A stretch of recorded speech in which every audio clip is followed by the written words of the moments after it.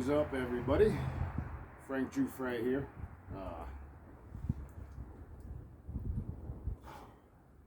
Time to tell you guys all about my spiritual journey, my spiritual awakening, and my journey with psychedelic assisted therapy. Long story short, just like everybody, I've struggled with shit my entire life. This is going to be unedited and unfiltered, by the way, so if you got kids watching, I am absolutely going to curse, just a heads up. But so, just like everybody, I've struggled with shit my entire life. We all have. I struggle with drug addiction later on in my life. About 10 years ago, I got into painkillers, Percocets, and before I knew it, I was addicted to them. Did them for about 3.5 years. Got off them cold turkey on my own. Stayed off them for years, did great. Even among surgeries, I got off of them soon, got right, was getting in shape, doing the right thing, and then a few years after that, got back on them, got on a pain contract with my doctor because I have such bad chronic pain from injuries and fighting my whole life in MMA and living a crazy lifestyle. And towards the end of my time on painkillers, I mentioned this in a previous video last year, I think it was, but I ended up committing suicide. I say committed because I was successful on my end. They brought me back 3 times, and the third time I stayed back. I lost 4.6 pints of blood. I looked like a Smurf. And for those that don't believe me, I did it, and I did it the right way. Of course, I wasn't sober when I did it. I was heavily intoxicated and on drugs. So, fast forward, I got kicked off my pain contract through my doctor's office because of the alcohol abuse and the suicide attempt. So I cold turkeyed off of that once again, and about a month later discovered a natural plant medicine called kratom, which helps with certain strains, but they help with pain. It helps with withdrawal symptoms, and it binds the opiate receptors to block your brain from going into withdrawals and whatnot. Ultimately, over that time frame, I discovered that kratom is also addictive, especially the way I was taking it, which was wrong, and it was way too much, and I didn't mix it up, so my body would not build a tolerance to it. But fast forward from there, 3.5 years on kratom. Currently, I am about 4 months completely detoxed off kratom. Now, what triggered that decision was the fact that I finally got myself right. I quit drinking last year. I did 6 months straight, no booze. Drank a little bit on the 4th. Realized it's not all cracked up that I thought it would be. Still wasn't enjoying myself like that on it, so I stopped drinking again. And since then, I've only drinking, 9+ months. I can't even count on 2 hands how many times I drank in that time. No drug use whatsoever, no pills, no cocaine, nothing. Got clean and sober. Just had a surgery not too long ago on my right shoulder, which I was a little nervous about the painkillers. But they only gave me a small amount, and I got off those real quick. I did great with that, thankfully. But I was still on kratom, and I was relying on kratom as a crutch. And so I detoxed off of it, got off of it 4 months ago.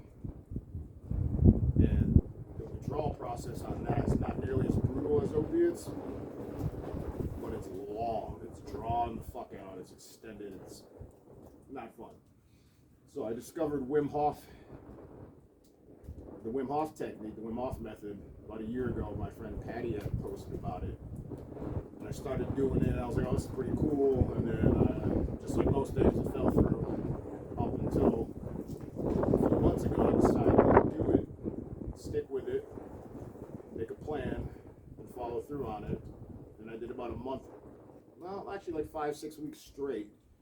And it helped me get over those withdrawals, the kratom withdrawals. It helped me with my anxiety, with my PTSD, with my depression, with my OCD. Like, it really is amazing, and it's just breathing on a certain technique. And the benefits are like no other. I'll go into depth of that on a different video. But fast forward until about 3 weeks ago, and about a week before that, I still felt something missing. I still felt that there was a big part of me that was holding on to all the bad shit still. And I started to get the darker thoughts again. Some depression kicked in, some suicidal thoughts started coming back just when I thought I was all past that. Because mind you, I was at the best point I've ever been in my entire life. And still got all that problem, all that shit was still there. So I knew I needed something else to help me. Because I felt like I was going to go back into drinking heavily, possibly drugging, because I was thinking about it often. So for the past year or so, Jess, my fiance that you guys all know, showed me a TikTok video of this guy Johnny about ibogaine and iboga, which is an all-natural root bark. It's a plant medicine. It's not a drug like they call it here. It's a plant medicine, all natural, God-given. It's funny that they call all these pharmaceuticals that fuck you up and give you more problems and you get stuck on pills for the rest of your life, drugs and pharmaceuticals, but stuff that's God-given from the earth that grows naturally is a drug. We all know why. I won't go in depth into that because this video will get banned and taken down and it'll never make anything because the algorithms will flag it. But anyways, doing about a year research onto it, had 2 opportunities to go. First time failed, second time failed. This was the 3rd chance, and I knew it was probably my final chance to make it happen anytime relatively soon, or before shit got worse for me. So, put myself in debt a little bit, booked a flight on like 3-4 days notice, flew from Hartford to North Carolina, from North Carolina to San Diego, California, and then from California, jumped in a car service, crossed the border, no passport card, no enhanced ID, no real ID, just a regular driver's license. Got across the border, no problem. I get picked up by another car service, another driver. Drives me about 2 hours south, down through Baja California, Mexico, to a gas station. I get picked up by a woman named Liz and a gentleman named Matt. The whole thing was sketchy as hell. I've never been to Mexico, let alone not even with a pocket knife on me or nothing. Completely unarmed in a foreign country where you know what goes on and what happens. So it was a bit sketchy, but something in me just told me that, like, I'm good. This is just meant to fucking be. And poor Jess, I know she was freaking out a lot because I just made this shit happen on a whim and we didn't get to discuss it too much. And God bless her and her strength for that and supporting me, because I don't know how well I would have done it if it wasn't for her and her believing in me and supporting me. But back to the story. I get in the car. We drive about a half an hour into a small town in Uruapan, Mexico, in a beautiful, beautiful valley. Completely amazing. Something out of a book. Just pure paradise. Even though the town was shitty little shacks and what we would call abandoned houses and homeless shelter looking things. And then there'd be a random nice house and stuff. But anyways, I get to this huge compound and it's villas, and that's the main treatment center. Now most people go there for drug addiction. Like 9.5 out of 10 people go there for drug addictions to get off heavy opiates. There were some individuals banging fucking 2 to 5 ounces a week of fentanyl in their veins, which would kill most of us. And I watched them within a week or two completely heal and change their life from plant medicine, iboga specifically for the addiction. Now, I didn't have that issue going in there, thankfully, because I detoxed on my own. I was going there more for the psycho-spiritual part, for what they call the ego death and the reset. And it literally resets your brain, your receptors. It enhances the neuroplasticity, so when you're like a child, your window of opportunity is wide open. And it does the same thing after you do the flood dose of it. And so anyways, I'm there. I could only be there for 2 weeks, which most people are there for at least a month. But I go there with the right mindset, the right attitude. I did my research. I'm studying hard. I'm focusing. I'm remaining positive. And first day there, just getting used to everybody. You still can't believe I'm in fucking Mexico. And like, you see the cartel driving by, you see the military, the 67th Infantry Battalion driving by, you see the federales, the cops. And it kicks in that this shit is crazy out here. But nobody messes with you there at all. It's a beautiful, beautiful little town in between 2 mountain ranges in this epic valley. And first day there, get to know everybody, meet everybody. Second and third day, they give me a small dose, a test dose to see how I react, and they send me to get an EKG to check my heart and whatnot. Heart was perfect, strong as fuck, thankfully. And come back and I take more and more of the iboga, but not the flood dose. Start going through that, which is crazy to explain. You don't sleep. Your body's tired, but your mind's not the following days. And I think probably like the 5th or 6th day, after getting, acclimated and everything and meeting everybody and seeing everybody go through other different sacred ceremonies with plant medicine, and I got the opportunity to do a plant medicine, sacred medicine called Bufo. It comes from these bullfrogs, and it's the venom from the frogs. I don't know all the complete details of it, but I know it releases DMT, and it also activates DMT in your body already.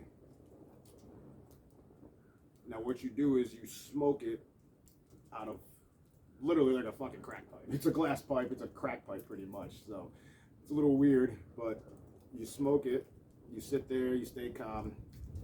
Well, before you smoke it, you sit there and you set your intentions.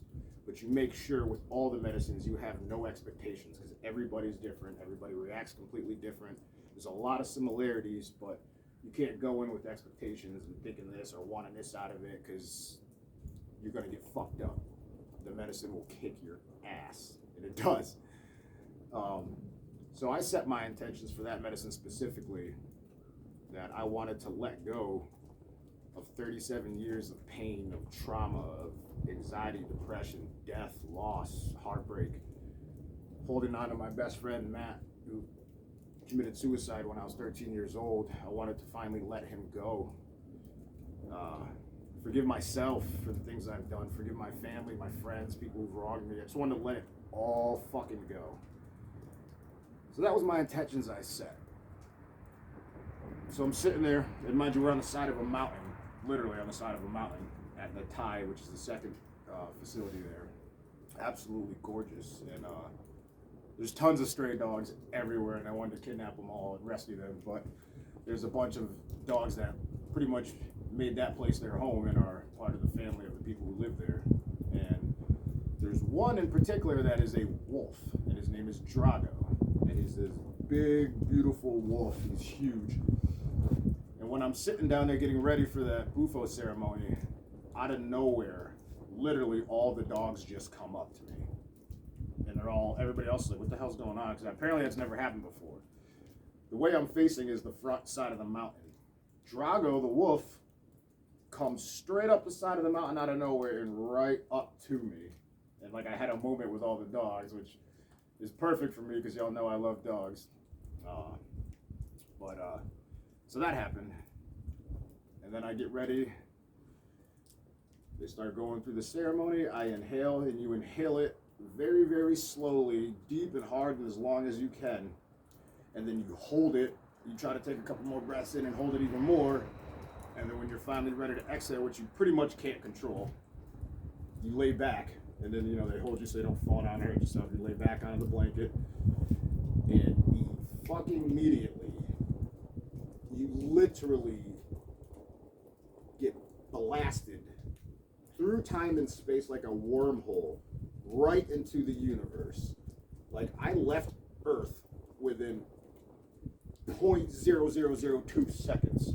And I know I sound batshit fucking crazy.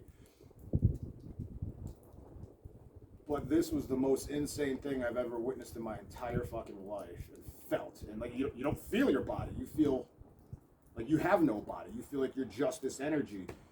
And I just blasted off into there, and I just remember inhaling the deepest I've ever inhaled, and then boom, I blacked out. A lot of people don't black out. Some do. Apparently, I'm one of those. And apparently, I was going nuts while I was out of it. I was screaming and yelling, and I was screaming, "I'm ready! I'm ready! Like, I'm ready! Purge me!" All this fucking shit. And then I came back to it, but I still wasn't fully conscious, or coherent, I should say. And the first thing I said, I jumped up because this was a rumor that happens to a lot of people. My eyes are still closed. I'm laying there completely full retard, and then I hopped up and said, "Did I shit myself?" And everybody's like, "No, you didn't shit yourself." So I'm like, "Oh, okay, good. Adam was in front of me, Zoe was to the right of me, and Kaya was to the left of me. They're all staff, and they all live there. And they're pretty much medicine men and women, and they do the ceremonies.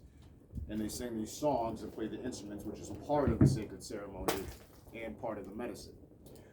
So I hop up, they say no, so I lay back down, and then I'm sitting there because I thought that was the end of it, it was over. And then I started singing again, so I realized it wasn't over. Now, shortly after that, I'm just laying there, just completely slumped, like no control of anything, and I'm just laying there going through this craziness in my mind. I don't even know what to call it.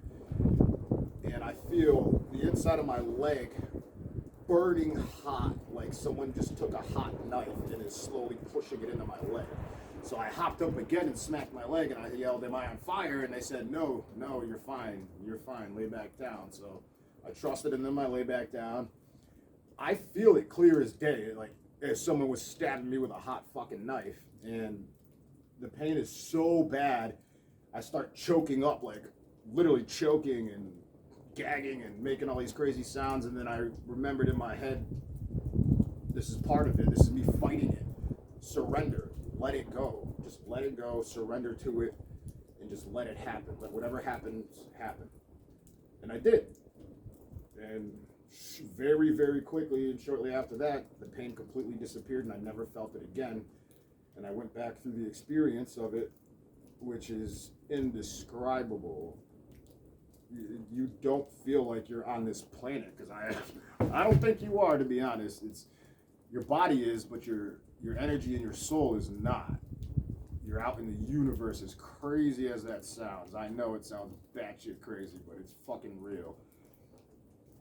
And I remember I was starting to cry. I got super fucking sad and emotional, and I was trying to fight it.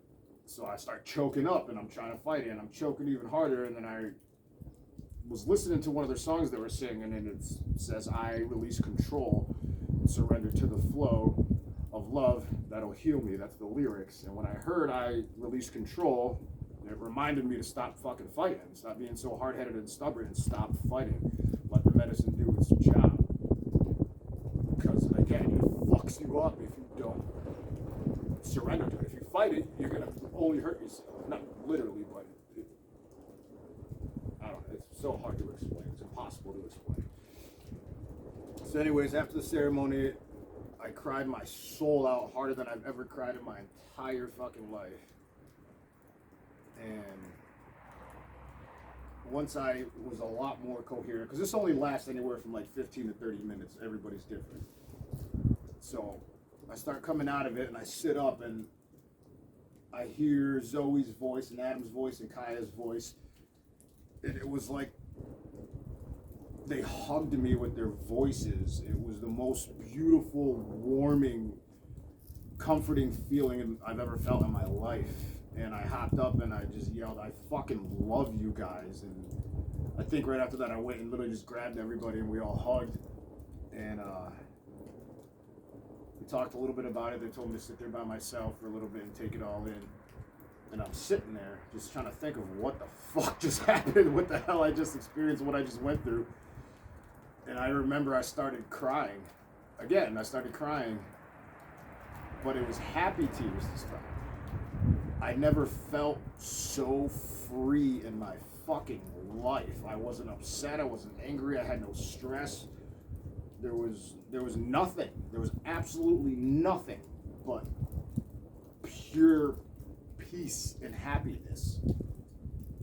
And I've never in my 37 years of life ever felt peace, let alone quiet and silence in my head. And it was just so fucking real. And then I gathered myself back together, and then I saw Matt, my best friend, in my head. And I started talking to him and told him, "I love you, man, and I'm so ready to let you go."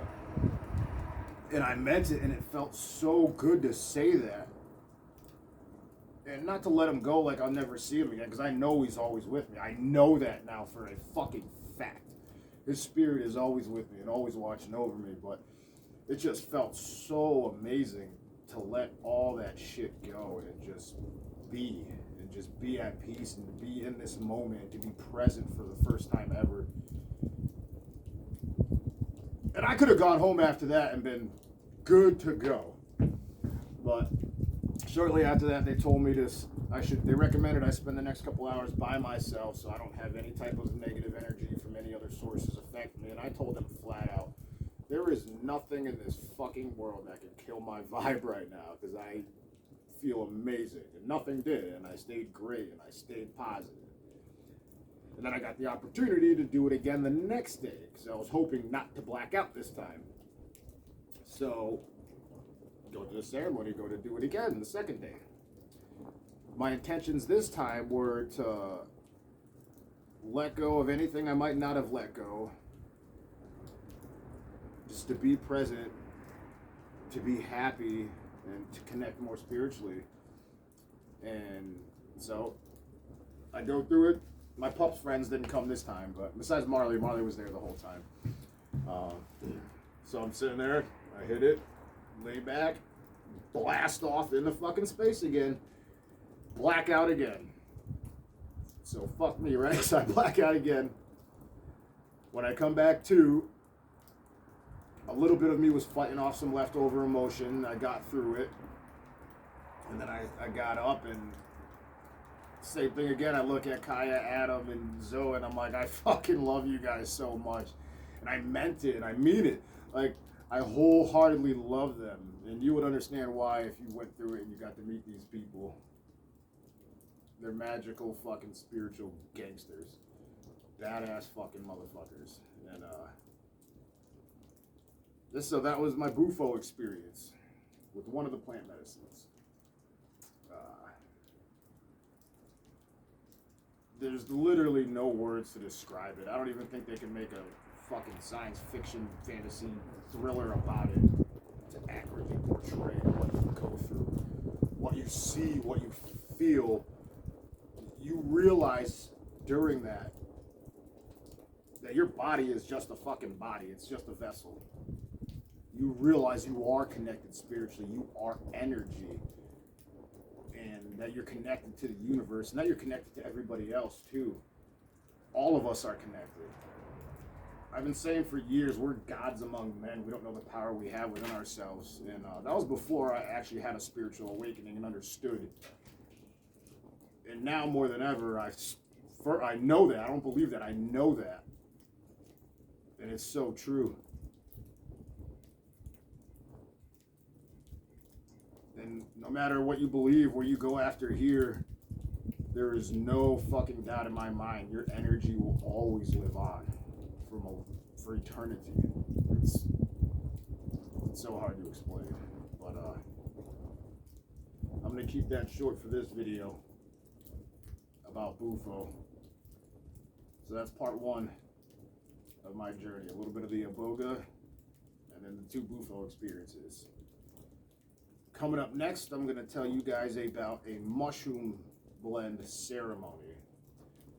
What we know about psychedelics and how we take shrooms and shit like that is completely fucking wrong. Completely wrong. Everything the big guys ever told you about these things are completely wrong too. I can't wait to tell you about that next, but stay tuned for part 2 of that. Thanks for listening. Please feel free to leave your comments, questions. I'll answer as much as I can. And I look forward to the end of this short video series to tell you what's coming next. But yeah, hope you guys enjoyed my story. Call me crazy all you want. I don't give a fuck. Which is another great thing I have to tell you. You don't give one single fuck about what anybody says or thinks about you after going through this type of stuff at all. You can call me crazy as fuck. I don't care. Thank you. Maybe I am. I don't know. But you just don't give a shit. Everything you thought that matters, that you stress about, that you fucking bug yourself out about over, like, for fucking what? It's useless. It's stupid. It's pointless. You can seriously realize that none of that shit really matters. And you control your life. Just take some practice. And a lot of practice and or some plant medicine. But plant medicine can save the fucking planet. And I mean that, and I'll swear on that with everything I have. Anyway, I'll talk to you guys on the next part. Thank you.